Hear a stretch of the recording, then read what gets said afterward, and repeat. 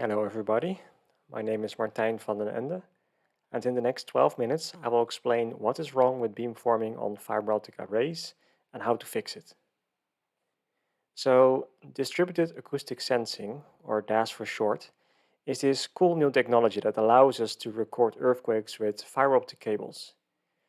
If you have the appropriate equipment, you can turn a 10-kilometer cable into a seismic array of say 10,000 sensors, sampled at over 1 kHz. And this makes DAS a really attractive tool for things like monitoring of microseismicity or for offshore array deployments. But because DAS is still relatively new to us seismologists, we still need to figure out to what extent DAS is a drop-in replacement for standard seismometers. So to test this, we analyzed the 2016 Hawthorne earthquake that was simultaneously recorded by a horizontal DAS array as well as by a co-located seismometer array. These arrays were part of an experiment aimed at characterizing the subsurface of the Brady Hot Springs geothermal field, located in Nevada close to the Californian border, and both these arrays recorded the regional Hawthorne earthquake with superb signal-to-noise ratios. The question then is, if we do some array processing, like say seismic beamforming, will we get the same results from both arrays?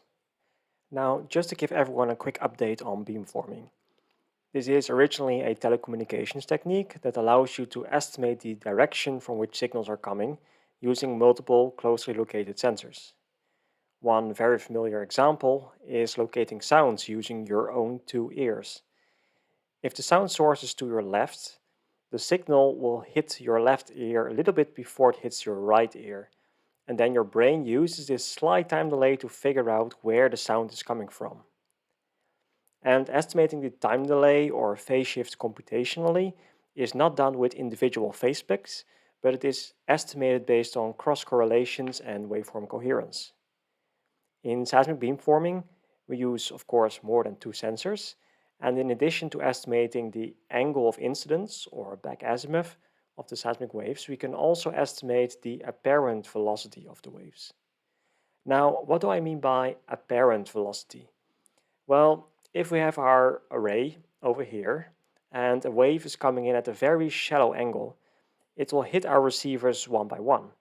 And so the apparent velocity that we measure is almost equal to the true speed of propagation.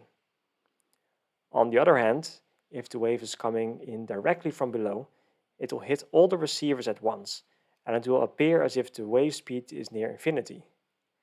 And this is an important thing to keep in mind. With beamforming, we estimate the apparent wave speed, which is determined by the inclination of the wave propagation. So, enough theory. Let's see what happens when we perform this beamforming of the P wave of the Hawthorne earthquake, as recorded by the geophone array. On the right here, we have the wiggles recorded by the geophone array, and we see this beautiful coherence and move out across the entire array. The beamforming results are then represented in this radar plot, which has the back azimuth with respect to north along the circumference and the apparent velocity along the radians. The hot colors indicate where the beam power is concentrated. So for this first example, we have an estimated back azimuth pointing roughly southeast and an apparent wave speed of around 5 km per second. And this is quite close to what we expect based on the true back azimuth of the epicenter and the P wave speed of the medium. Now, what happens when we do the same with the DAS array? Well, if you look at the wiggles recorded by DAS, we only see this spaghetti with only very local waveform coherence.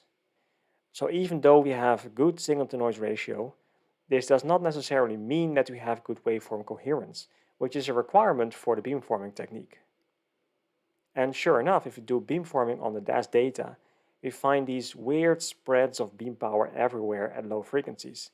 And at higher frequencies, we find a lot of tiny sources with very low apparent velocity. So what is going on here? Well, first of all, we want to figure out why the geophones and DAS give us very different results for the same earthquake. And secondly, if the sources that the DAS beamforming gives us are real, then what are they? To answer these questions, we started looking in more detail into the DAS measurement principle. It is important to realize that DAS does not measure particle motions like displacement, velocity, or acceleration like conventional seismometers do. DAS measures stretching of the fiber averaged over some distance called the gauge length, which is expressed in terms of strain or strain rate. So if we look at the definition of strain, which is the spatial gradient of particle motion, and perform a bit of calculus, then we find that the strain that DAS measures is inversely proportional to the apparent phase velocity of the recorded waves. In other words, for a high apparent velocity, the strain amplitudes are small, and for a low apparent velocity, the strain amplitudes are large. Now, remember that I mentioned that with beamforming, we estimate the apparent velocity, which is controlled by the inclination of the incoming waves. So if we have a distant earthquake source, the direct P and S arrivals likely come from below, giving us a very high apparent velocity. As a result, the amplitude of these waves is small. But if we have local scattering sites, which the Brady hot springs certainly have, then these scattered waves will come in at a shallow inclination and therefore have a very high amplitude in the DAS recordings. So our DAS signals are expected to be dominated by scattered waves and surface waves rather than by direct body waves. And so these small sources with low apparent velocity that the beamforming revealed are most likely to be these scattering sites that are all over the Brady hot springs. Another aspect of strain measurements is that they are much more sensitive to subsurface heterogeneities, even if they don't act as scattering locations. Here's an example from a numerical simulation by Singh and coworkers. In a homogeneous numerical domain, measurements of particle velocity and strain at different locations are identical, as the lines plot on top of each other.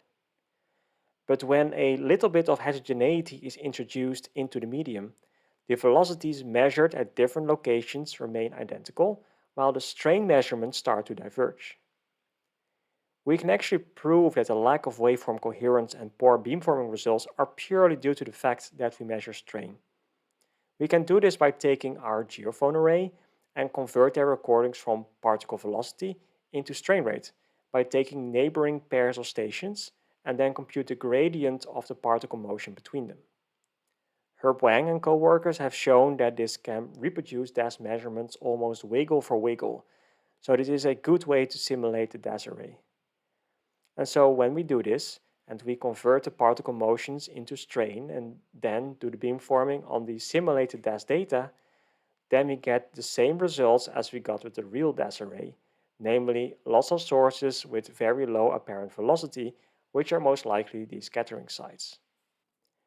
So if we have very good beamforming results with the geophone array, and after converting the particle velocity into strain rates we get very poor results, then maybe going the other way around will solve all of our problems. Because if we can get strain rate from particle velocity by differentiating the geophone recordings, we could potentially go from strain rate to velocity by integrating the DAS data. The recipe for this is simple. You start with a seismometer that is very close to your DAS cable, which you take as a reference velocity.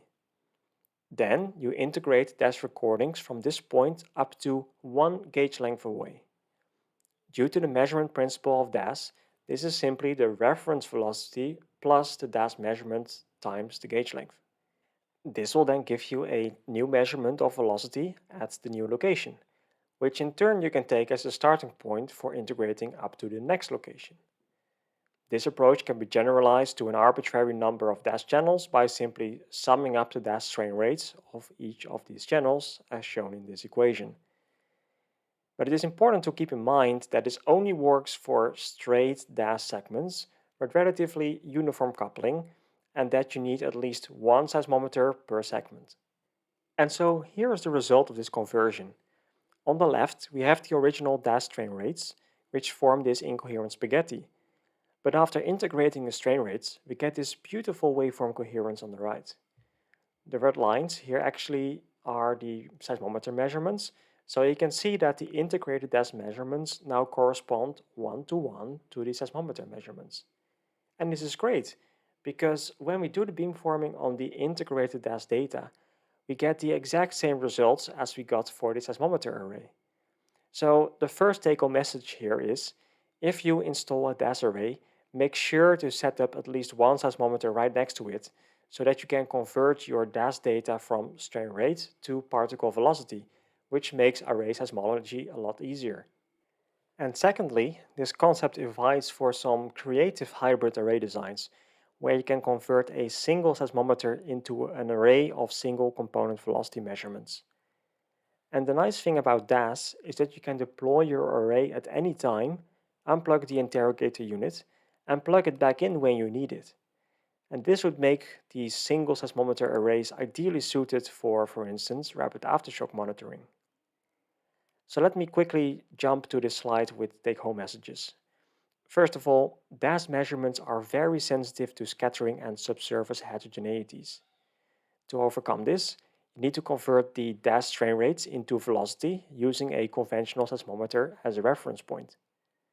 And to get the best of both worlds, namely the spatial density of DAS and the accuracy of conventional seismometers, you should be thinking about deploying hybrid seismometer DAS arrays. And lastly, let me quickly mention that we are in a process of launching a new peer-reviewed journal for seismology that will be free to read and free to publish, so it will be an open access journal with no publication fees. If you're interested, there will be a poster presentation by Garrett Fanning later this week. So I'll stop here and thank you for listening.